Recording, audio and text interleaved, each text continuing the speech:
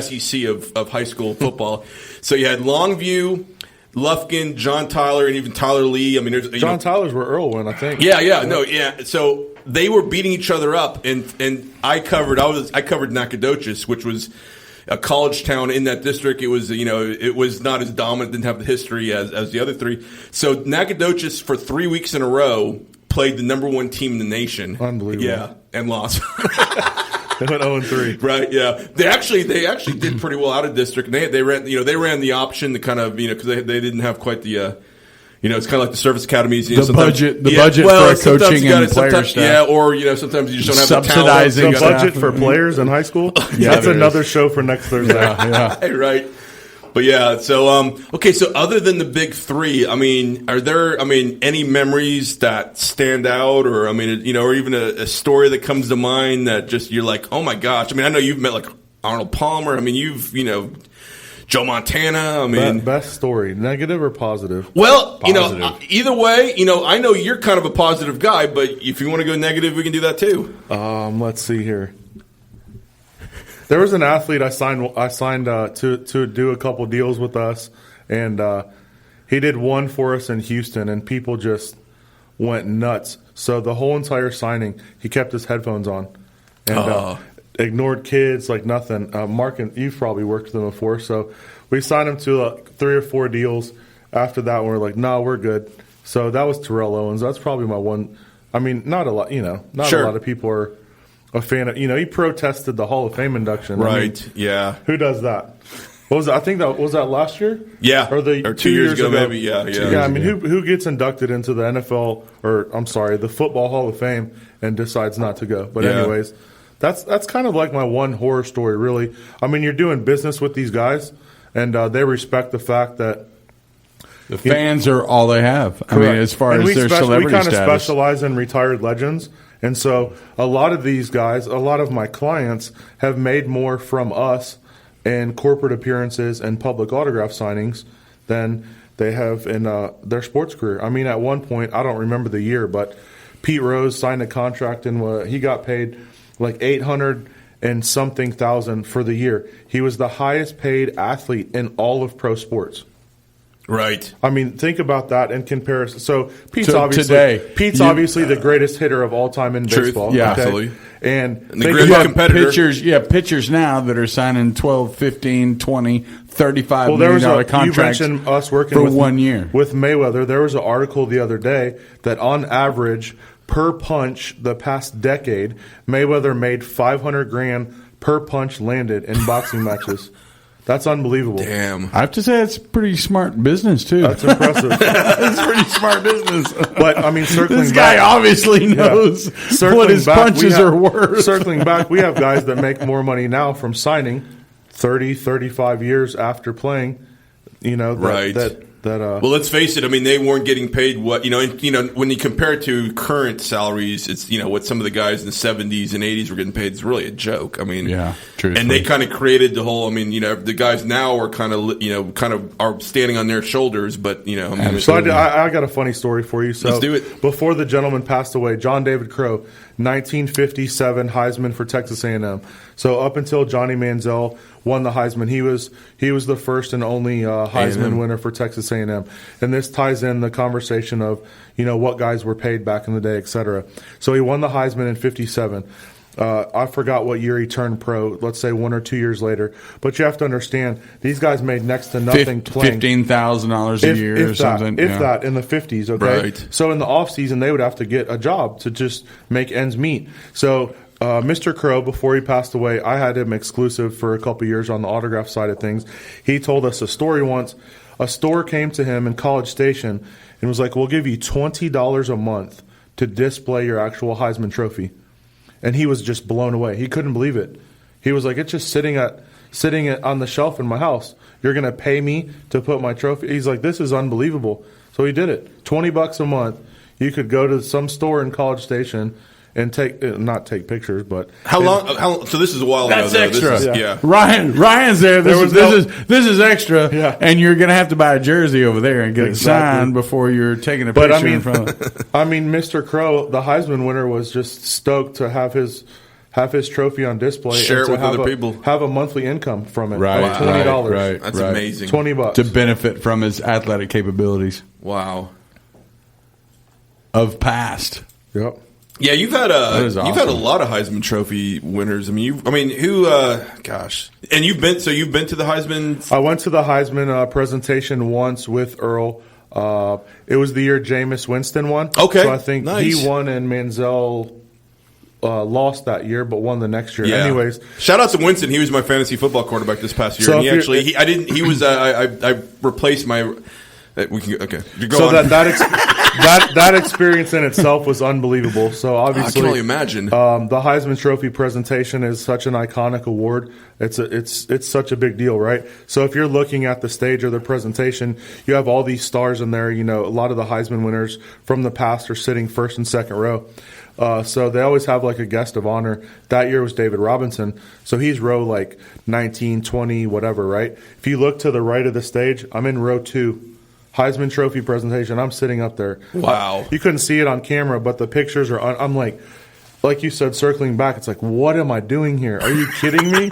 Like I'm at the Heisman Trophy presentation. Like I could, just jump on stage Next to Big Bad Earl. Yeah, it was unbelievable. So that just goes back to some of the amazing experiences I've had with guys. Man, is the Heisman not the ultimate award or trophy? I mean, there's all these different awards, trophies, MVPs, different things you can win, but there's only one Heisman Trophy winner every year, and they'll always be introduced as Heisman Trophy winner. I mean, I think I can't think of a better trophy. I think it's equal to the Super Bowl MVP. I think it's even greater than that, though. I mean, truthfully, I think it's even great. I mean, there's some ultimate, awards you can win, that actually are in a lot of ways more impressive for what the military, does, people that, give their life and all kinds of things. But, Heisman Trophy, I can't imagine. That's why, what's Andre Ware's nickname trophy? I think that's what everybody, 1989, University of Houston. Yeah, Dickinson guy. Yep. Yes, sir. Yes, sir. Gosh. This is a tough job you guys have here, huh? Right, yeah, Brian's watching. We're Every multitasking. Thursday, We're talking you on talk- the radio you talk and drink sports. beer. And, You notice how we just pour drink beer, beer hang out. second we just Yeah, it's just a natural. Still it's a keep conversation going This and- is a and tough pour beer. gig to have. Getting back to your thing, there's 3 or 4, 5, 6 Hall of Famers that are elected every year. There's only one Heisman. correct. Yeah. right. Yeah. Sure. Yeah. That's a good point. Yeah. It's a good point. It's like the ultimate. Multi- That's the ultimate fraternity. And and then I guess you get in those. What is it? Nissan commercials. What does that cost? Now you get the check from Nissan. Oh, That's man. never a bad Got thing. my Nissan check. So are you guys coming to the show this weekend? Man. Yes. So if you- so. Yes. Even if you're not, because you're obligated, I understand that. No. I think me and my looking wife at had planned to be the there list, Sunday. who's the one that you're like, wow? Well, Don't say probably- Carmen Electra. Pick somebody else. Probably Dennis Rodman. Probably Ralph Macchio and Mike Tyson for me. Mike Tyson's not here. Yeah. Tyson's not. Yeah. Not. He'll be at the second one. Heard it here Yeah. first. Boom! Breaking more Heard it here news. Breaking news. Number one, there will be a second one, and number two, Mike Tyson. That's a double news breaker right there. But Probably Ralph and So Karate Kid. probably John? Ralph. I'm Just thinking be- Dennis just Rodman because- or Lawrence Taylor. Well, you those- were going to say LTs. Iverson, but Yeah, Iverson might have been rescheduled. Well, Baker and Kamal, really, March 21st. Hakeem's still my all-time favorite. You did. I got you a Hakeem interview once, right? Yeah. Where was that when he had Over at the shoe launch at the Dream Mansion? What happened to that place? It's gone. They tore it down. So what are they doing now? It's done. I heard condos. Maybe I don't know. You might know better than I. After I'll ask Hakeem on Sunday, but I Dude, know he tried to sell dude. that property for years. Dude, But they're if they would beautiful- rebuild that mansion the way it was proper, it would be awesome. I mean, who's going to live there? You?